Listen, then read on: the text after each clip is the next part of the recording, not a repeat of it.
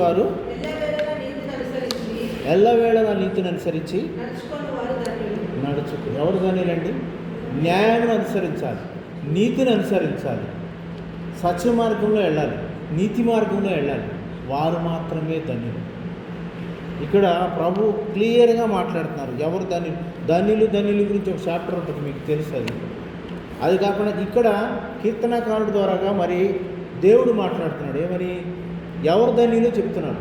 న్యాయం అనుసరించాలి, కీర్తిని అనుసరించాలి, ఆయన అనుసరించాలి, ఆయన అడుగుజాడల్లో నడవాలి. మనం చూస్తే పాత నిబంధనలో హానోకుని ఇన్నే ఉంటారు కదా, 365 సంవత్సరాలు నీతిగా ఉండకపోతే ఆయనతో ఎలా నడుస్తారు? మన ఇద్దరు సఖ్యత కలిగి ఒక పార్కులోనే 10 నిమిషాలు నడవలేమే. ఆయన ఎంత నీతిమంతుడు, ఎంత న్యాయవంతుడు. కాకపోతే 365 సంవత్సరాలు దేవుడితో నడుస్తూ పరలోకానికి వెళ్ళిపోయాడు. అవునా? అదే మరి ఆదికాండంలో మరి నోవా గారు ఉంటారు. ఆ పాప కోపమైన దినాల్లో కూడా ఆయన కూడా ప్రభుతో నడుస్తాడు. ఎలా నడుస్తున్నారంటే ఇక్కడ మన 3వ వాక్యంలో క్లియర్గా రాసి ఉన్నది. న్యాయమును అనుసరించాలంట. ఎల్లవేళ నీతిని అనుసరించి నడుచుకునేవారు ధన్యులు. ఎల్లవేళలా, ఇవాళ కాదు, రేపు కాదు, పుట్టిన దగ్గర నుంచి ఎల్లవేళలా నీతిని అనుసరించబట్టే ఆయన బ్రతికిన సంవత్సరాల్లో 365 సంవత్సరాలు హానోకు గారు ఎంత నీతిమంతుడు, ఎంత ఇదిగా ఉంటాడండి. అలాంటి గొప్ప మనుషుల గురించి మనం కొన్ని మాటలు తెలుసుకున్నాం. నీతిని అనుసరించేవారు ధన్యులు. బైబిల్లో ఎంతమంది లేరు? తన పై వస్త్రాన్ని ఆ నీతి కోసం వదులుకుని పారిపోయినటువంటి యేసోపు ఉన్నాడు. ఆ నీతి కోసం చనిపోతా అన్నాడు. నా నీతిని అనుసరించి నేను భోగంలో ఉన్నటువంటి రాజభోజనాన్ని నాకు వద్దానని తిరస్కరించిన షడ్రక్, మేషక్, అబేద్నెగో, దానియేలు ఉన్నారు. వాళ్ళు కూడాను ఉదయ మా ప్రభు నీతిలో మేము బతుకుతాం, ఎల్లవేళ ఉంటామని. మరి రాజభోజనం అంటే మాట్లాడి అనేక రకాలైనటువంటి పదార్థాలు ఉంటాయి. మాకు వద్దానని కూరగాయలు, మంచినీళ్ళు ఈ తాగేవాళ్ళు బతికి దేవుని నామమును మహిమపరిచారు. దేవుని నామమును మహిమపరచాలంటే ఎల్లవేళలో మనము నీతిని అనుసరించి న్యాయముగాను ధర్మముగాను సత్యమే జయితంటారు. చివరికి సత్యం అనేది గెలుస్తుంది, చివరికి న్యాయం అనేది గెలుస్తుంది. మన ఈ మధ్యన చూసాం కదా, ఇక్కడ ప్రార్థన చేసుకుంటా వెళ్తే ఎట్లా వచ్చారు? న్యాయవంతుడు తీర్పు తీర్చేవాడు వస్తాడు, సత్యం అనేది చివరికి గెలుస్తుంది. అట్లాగే మనం ఇంకా చూస్తే మన పరిశుద్ధ గ్రంథంలో అనేకమైనటువంటి లేఖనాలు అనేకమైన చోట మనల్ని మరి ఎంతో. ఫస్ట్ పేతురు 2వ అధ్యాయం 21లో ఉంటారు చూడండి. 1 పేతురు 2వ అధ్యాయము యేసు అడుగుజాడలో నడవమంటారు. యేసు అడుగుజాడలో నడితే ఏంటండి? అంత నీతే కదా. ఆయన అడుగుజాడల్లో చూడండి. 1వ పేతురు 2వ అధ్యాయం 21 21 ఎక్కడ? అడుగుజాడలందు నడుచుకున్నట్లు మీకు మనందరికీ మాదిరి ఇచ్చేయాలి యేసుక్రీస్తు వారు. ఆయన అడుగుజాడల్లో నడవాలట, ఆయన మార్గంలో.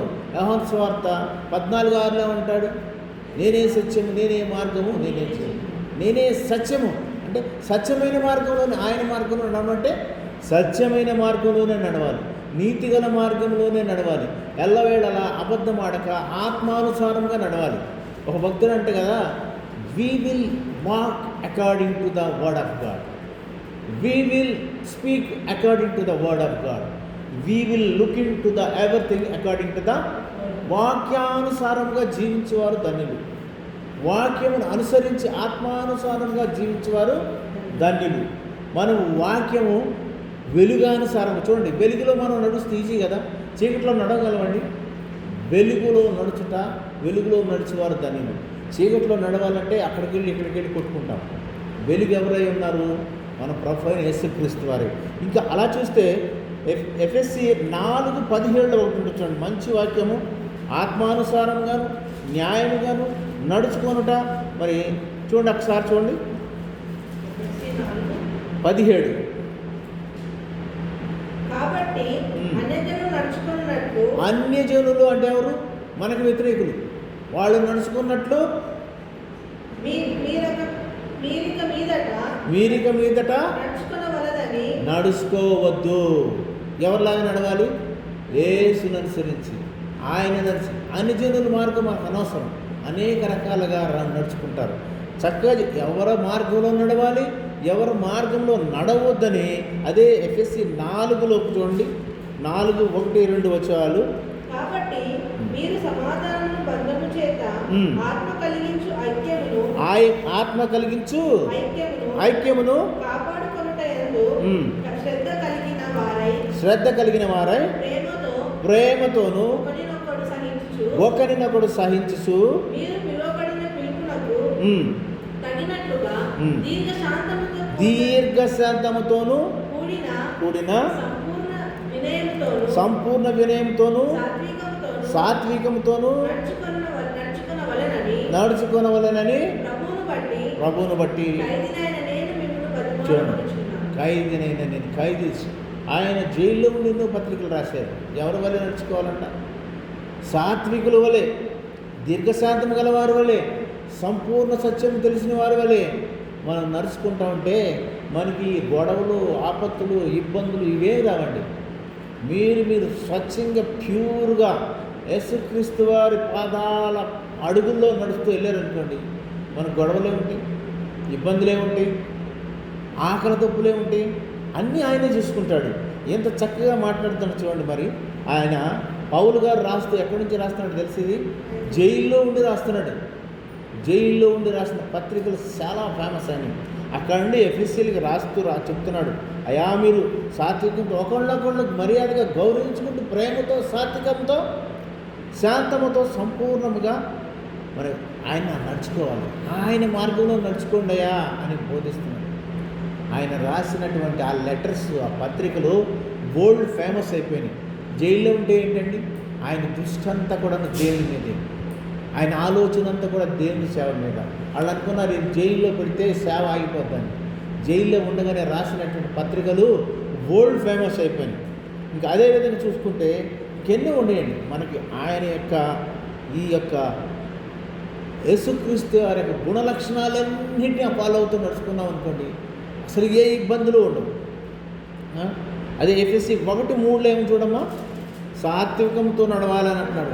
ఇందాక చూసాం కదా, దీర్ఘశాంతంతోనూ నడవాలంటున్నారు. దీర్ఘశాంతము, సాత్వికం ఎవరికి ఉందండి? యేసు ప్రభు తప్ప ఎవరు లేదు. మోసేకి మాత్రం కొంతవరకు ఉంది దీర్ఘశాంతం. కానీ అప్పుడు ఏమన్నాడు, అయ్యా నువ్వు వెళ్ళి ఆ బండతో మాట్లాడంటే దీర్ఘశాంతం కోల్పోయాడు, వినయం కోల్పోయాడు, సహనం కోల్పోయి బండతో కర్రతో బండను కొట్టాడు. ఏమైంది? కానాన్ దేశం వెళ్ళలేకపోయాడు. Only one God, Jesus Christ మాత్రమే ఇవన్నీ. మనం ఎలా ఉండాలంటే ఆత్మానుసారంగా నడుచుకోవాలి, వాక్యానుసారంగా నడుచుకోవాలి, యేసు నడిచినట్టు నడవాలి. పౌలు ఇంకోసారి ఏమంటాడు, నేను క్రీస్తుని పోలి నడుచుకున్నాను, మీరందరూ నన్ను పోలి నడుచుకోండి అంటాడు. అవునా? అలా మనకి ఎన్నో ఆధారాలు ఉన్నాయి, ఎన్నో ఆధారం. 1 జాను 2:6 కూడా చూడండి ఒకసారి. 1 జాను 2:6 యోహాను రాసినటువంటిది పత్రిక, 1వ పత్రికమ్మా.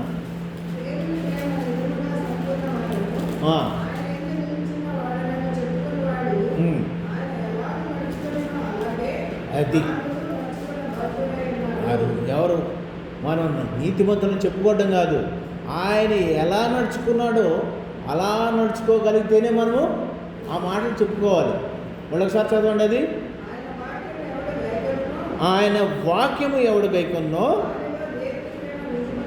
దేవుని ప్రేమ నిజముగా పరిపూర్ణమాయను. ఆయన యందు నిలిచిన వారు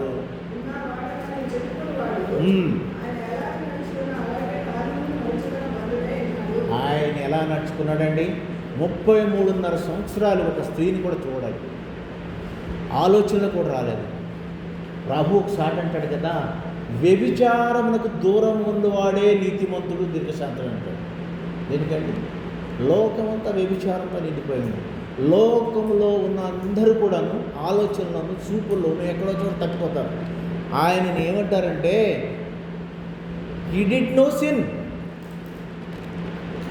he doesn't have any sin, but we make him sinner.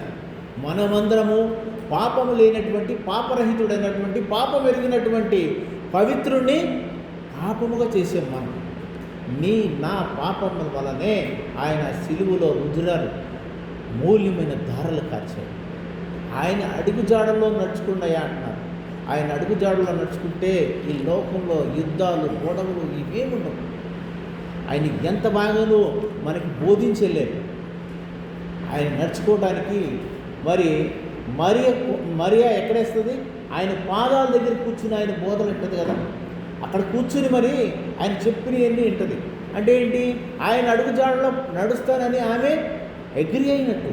మనము కూడా ఆయన పాదాల దగ్గర ఉంది, ఆయన మాట్లాడే మాటలను నేర్చుకుంటా ఆయన అడుగుజాడల్లో మనం నడుస్తూ ఉంటే ఆనోకులాగానే హాయిగా 365 సంవత్సరాలు నడుచుకుంటా అన్నాడంట. ఒక భక్తుడు అంటాడు, ఆనోకు ఇక్కడ వరకు వచ్చేసేవి కదయ్యా, ఇంకేం వెళ్తావులే, ఇక్కడ నాతోనే ఉండిపో అన్నాడు.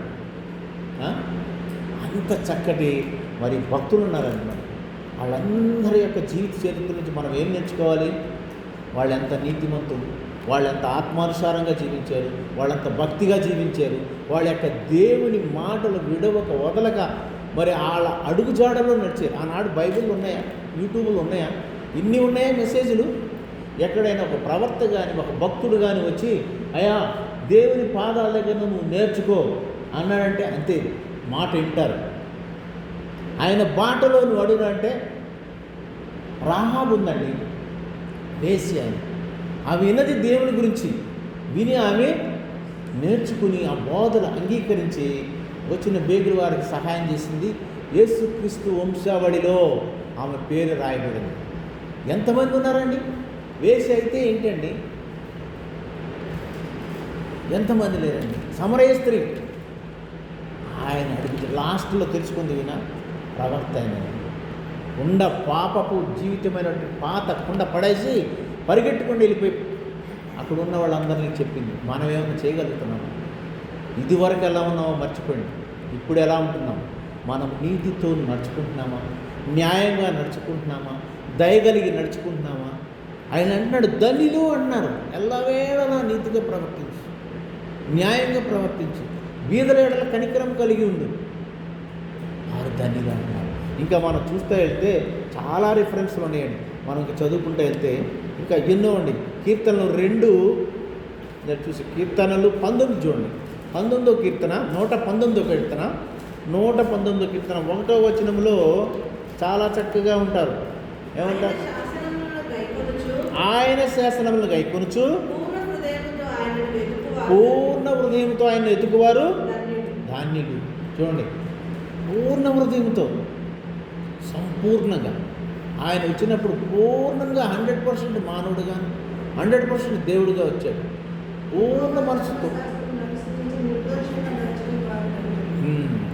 అయ్యో ధర్మశాస్త్రం అంటే ఏదే కదండి, ఈనాడు బైబిల్ ఉన్న ప్రతి ఒక్క వచనమును పాటిస్తూ దానికి అనుసారంగా according to the word of God, దేవుని వాక్యానుసారంగా, ఇంకేం లేదండి. వాక్యానుసారంగానే ప్రవర్తిస్తాం, వాక్యానుసారంగానే నడుచుకుందాం, వాక్యానుసారంగానే జీవిద్దాం, వాక్యానుసారంగానే ఇతరులతో మాట్లాడదాం. ఇతరులతో మాట్లాడినప్పుడు ఇతరులను కూడాను మనకన్నా తక్కువ వారని అంచనేయక వారిని గౌరవిస్తూ, మర్యాదిస్తూ, ఒకళ్ళని ప్రోత్సహిస్తూ దేవుని యొక్క మాటలు ప్రకటన చేయాలి. ఆయన చెప్పింది ఏంటి? అన్ని జనులకు, అన్ని ప్రాంతాలకు వెళ్ళిపోయి సువార్తను ప్రకటించండి. ఇప్పుడు వాక్యం తెలిసినటువంటి మీరు నేను ఏం చేయాలంటే, వాక్యం తెలిసిన వాళ్ళు కూర్చోకుండాను 1-2 మాటలైనాను ప్రకటించాలి. ఆయన రాకడ ఇంకా ఎందుకు ఆలస్యమవుతుందో తెలుసా? ఇంకా మనలో సంపూర్ణంగా ఆ మార్పు లేదు. 100% పరిపూర్ణంగా మారు మనసు పొంది పరిపూర్ణంగా మారు వరకు ఆయన చూస్తూ ఉంటాడు. ఎప్పుడూ దొంగవలే వస్తాడు. అలాగే మనం ఇంకా రండి ముందుకెళ్ళి చూద్దాము. మనం నడుచుకుంటమే కాదండి, ఆయన గురించి పరిగెట్టగలిగితే మనము హెబ్రీ 12:2 ఉంటుందండి. ఎలా పరిగెట్టాలంటే యేసు వైపు చూస్తూ ఓపికతోను. హెబ్రీ 12:2 చూడమ్మా.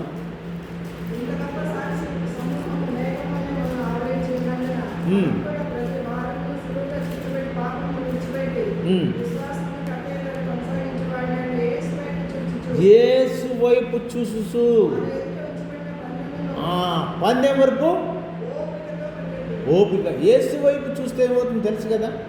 యేసు వైపు చూసి నడిచిన వాడు పేతురు ఏమయ్యాడు? హాయిగా నీళ్ళ మీద నడిచాడు. యేసు వైపు చూడకుండా ఇటు చూశాడు, అయిపోయాడు, మునిగిపోయాడు కదా. యేసు వైపు చూస్తే అన్ని విజయాలే, పక్కా 100% విజయం సాధిస్తాడు. మనము కొనసాగిస్తూ అంతం వరకు నీతిని అనుసరించి నిజాయితీని అనుసరించి ఆయన అడుగుజాడలో యేసువలే ఆయనే తట్టు చూస్తూ నడిస్తే మనకు ఆపదలు, ఇబ్బందులు, ఇరుకులు ఏమీ రావు. ఆత్మతో వేదలేడ దయ కలిగి కనికరం కలిగి మనము, ఆయన అంటాడు కదా, వీధులకు అప్పించేవాడు నాకు అప్పించేవాడు అంటాడు. వీధులు దగ్గర తీసి ఒక గ్లాసు చన్నీళ్ళు ఇస్తే నాకు ఇచ్చినట్టే అంటాడు. అంత మంచి మాట్లాడి. అందుకని మనం అందరము ఎవరు? యేసుక్రీస్తు అడుగుజాడల్లో ఆయన వైపు చూస్తూ మనం నడిస్తే మనకి విజయం. ఇంకా 1 కొరింథీ 9:24 ముగిస్తానండి, ఎక్కువ సమయం తీసుకొని. 1 కొరింథీ పందెప్రాణమందు పరిగెత్తువారందరూ పరిగెత్తుదురు. 9:24. పందెప్రాణమందు పరిగెత్తువారందరూ పరిగెత్తుదురు గాని ఒక్కడే బహుమానము చూడండి, 100 మంది పరిగెడతారు ట్రాక్లో, ఫస్ట్ ప్రైజ్ ఎవరికి వస్తుంది? ఒక్కడికే వస్తుంది. ఎవరైతే యేసుని చూస్తూ యేసుని అనుసరిస్తూ పరిగెడతాడో ఇంకా పరిగెత్తుదురు గాని ఒక్కడే బహుమానము పొందునని ఉమ్. మీకు తెలియదా? ఆ. అటువలే మీరు అటువలే మీరు బహుమానం పొందినట్లుగా బహుమానం పొందినట్లుగా పరిగెత్తుడి. పరిగెత్తిరి. అక్కడ పరిగెత్తే మనకు వచ్చేది ఏంటంటే, ఇంకా కిందకి వెళితే జీవకిరీటం పొందేలాగా పరిగెత్తాలంట. బహుమానమే కాదు, జీవకిరీటం. ఆ జీవకిరీటము నిత్యమైనటి రక్షణ కిరీటము, పరలోక రాజ్యము పొందినట్లుగానే పరిగెట్టాలి. అలాంటి పరుగు మనం పరిగెడితేనే 2:9-4 ఉంటుంది. నీతి కిరీటం కొరకు పరిగెట్టినట్టుగా ఆత్మతోనూ సత్యంతోనూ ఆరాధిస్తూ పరిగెట్టాలి. చూడండి 2 తిమోతి 4:7-8 మంచి పోరాటం పోరాడుడి. ఆ. కడముట్టించుడి. నా పరుగు తుదముంచితిని, విశ్వాసం కాపాడుకుంటుడి. విశ్వాసమును కాపాడుకుంటుని. నా కొరకు నీతి కిరీటం ఉంచబడేది. అది ఏముంటుందంట? నీతి కిరీటం ఉంటుందనే ఆ యొక్క నిరీక్షణ కావాలి మనం, ఆ యొక్క ఆలోచన కావాలి, ఆ యొక్క దృఢమైనటువంటి హోప్ కావాలి. ఆ నీతి కిరీటం ఉంటుందని ఆయన పరిగెడతాను. మీ వచ్చే పొగడతల గురించి మీ గురించి కాదండి, నాకు పరలోకమందు నా తండ్రి దగ్గర నాకు నీతి కిరీటం ఉంటుందనేటువంటి ఆ యొక్క నిరంతరమైన ఆశ, ఆ హోప్, ఆ విశ్వాసము, ఆ నిరీక్షణతో మనం పరిగెడితే తప్పకుండా మనము జీవ కిరీటము, మరి దయా కిరీటము, ఈ నీతి కిరీటం అనేది దొరుకుతుంది. మనం బ్రతికినంతకాలం ఆయన ఎవరు దాన్ని అంటున్నారు? నీతిగా ఎల్లవేళయందు ఎక్కడ కూడా తప్పు మాట్లాడకుండా, ఎక్కడ కూడా అబద్ధం ఆడకుండా, ఆత్మానుసారంగా వాక్యానుసారముగా ఇతరులను గౌరవిస్తూ ప్రేమిస్తూ. ఇంకోటి అంటారు, ఈ ఎరుగు పొరుగు వారిని నిన్ను వల్లే ప్రేమిస్తూ. దానిలోనే మొత్తం అంతా ప్రపంచ యుద్ధం ఉందండి. మొత్తం ప్రపంచ యుద్ధం. ఇవాళ ట్రంప్ దగ్గర నుంచి పెద్ద వాళ్ళందరూ కొట్టుకుంటున్నారండి. పక్క దేశం వాడిని ప్రేమిస్తున్నాడా? ఇన్నువలే నీ పొరుగు వారిని ప్రేమిస్తే ఈ గొడవలే ఉండవు. సాయతాననేవాడు దగ్గరకు రాడు. యోబు గారు చూడండి, ఎంత నిరీక్షణ. పిల్లలందరూ పోయినాను, ఆస్తంతా పోయినాను, ఆయన ఏమంటాడు? యెహోవా ఇచ్చాను, యెహోవా తీసుకుని ఆయన నామకు స్తుతి కలుగును. ఎంతమంది చెప్పగలరండి? చిన్న స్థలాల గురించే పోట్లాడుకుంటాం, చిన్న దీని గురించే కొట్లాడుకుంటాం. అది చివరికి ఏం తీసుకెళ్ళలేమని సత్యం అందరికీ తెలుసు. కానీ ఇది నాది, ఇది మాది. మా ఇంట్లో మా మనవరాలు కూడా ఉంది, మా రూమ్లోకి వస్తుంది, ఈ వస్తువు నాదని ఎత్తిపోతాయి. ఇది నాదంటది అంతే. ఇది ఎక్కడి నుంచో వచ్చిందో రాకి ధైర్యం. ఏదైనా సరే చూసిందంటే ఇది నాది అంటది కొత్తది. అట్లాగే ఆ నాది అనేది కాకుండా ఇంకొక నేనే దాన్ని దాంట్లో గర్వం చేస్తాను. మనమందరము ఆయన మందిరంలో ఉండి ఆయన నామం స్థుతిస్తూ ఆయన అడుగుజాడలో ఆత్మానుసారంగా వాక్యానుసారంగా అల్లవేళలా అనుదినము ఈ వాక్యాన్ని పఠిస్తూ నడిస్తే మనము ధన్యులము. మనము పరలోకపులో ఉన్నటువంటి నీతి కిరీటానికి అర్హులము, జీవము గల కిరీటానికి అర్హులము. ఇలాగా ఆయనతో మనం నడవాలి. ఆయనతో మనం పరిగెట్టాలి, ఆయన కొరకు పరిగెట్టాలి, ఆయనతో పరిగెట్టాలి, ఆయన నామము హెచ్చించబడేలాగా మనం పరిగెట్టాలి, నడవాలంటే డాక్టర్లు గారు చెప్తారు కదా, బీపీ ఉందా, షుగర్ ఉందా, అమ్మా నువ్వు నడువు అంటారు. నిద్రపోవద్దు, నిద్రపోయావా అయిపోతావు. నడుస్తూ ఉంటే నీకు ఆరోగ్యం వస్తుంది. అదే నడక దేవునితో నడిస్తే నీకు పరలోకపు ఆరోగ్యం, పరలోకం ఉన్నటువంటి ఆత్మబలం వస్తుంది. అవునా? అలాగే మనం అందరం కూడాను కొద్దిమందిమైనాను వాక్యానుసారంగా నడుచుకుందాం, వాక్యానుసారంగా పరిగెడదాం. ఎవరి కొరకు? ఆయన కొరకు. ఆయన చూస్తున్నాడని ఆయన ముఖం చూస్తూ వెళితే మన పేతురులాగాను ఆయన ముఖం చూస్తూ నడిచామా నీళ్లపైన నడవగలం, పక్కన చూసామా మురిగిపోతాం. అలాగే దేవుడికి కొన్ని మాటలు దీవించిన గాక. చిన్న ప్రార్థన చేసుకుని మరి వాక్యం ముగిస్తామండి. ప్రేమ నమ్మకం గల మా పరలోకపు తండ్రి, దయగల దేవ, కృపామయుడ, దయామయుడ, మీ పాదాలకు వందనాలు నాయన. ఇదిగో నాయన మధ్యాహ్న కాలమందునైనా చిన్న మందగా చేరినటువంటి ఈ యొక్క చిన్న చర్చ్ జీసస్ లవ్ వర్షిప్ మినిస్ట్రీని మీరు ప్రేమిస్తున్న విధానం బట్టి మీకు వందనాలు ప్రభువా. ఈ వాక్యం ప్రతి ఒక్క హృదయంలోనూ 30 నీరు 100 ఫలించినట్టుగాను, మరి నీటి వాగున నాటబడిన వృక్షంలాగా అభివృద్ధి పొందినట్టుగా మీరు సహాయం చేయండి. ప్రతి ఒక్కరము కూడా భయంతోనూ భక్తితోనూ మీరు చూస్తున్నారని మీ ముఖం వరకు మేము చూస్తూ వాక్యానుసారముగా ఈ మా జీవితం పరుగు పందెంలో నడుస్తూ జీవకిరీటం పొందుకున్నటకు ముందుకు సాగలక మా అందరికీ నాయన మీ యొక్క శక్తిని, బలమును, దీవెనను, కృపను పొమ్మరించమని, కొన్ని మాటలు మీ పాసన్ని తెచ్చుకోమని మీ ప్రియుడు మా రక్షకుడైనటువంటి యేసుక్రీస్తు ద్వారా అతి శ్రేష్టమైన బలమైన నామంలో అతి మిక్కిలి వినయంగా బ్రతిమలాడి వేడుకుంటున్నాము మా పరమ తండ్రి. ఆమేన్. అందరికీ వందనాలు. Thank you very much.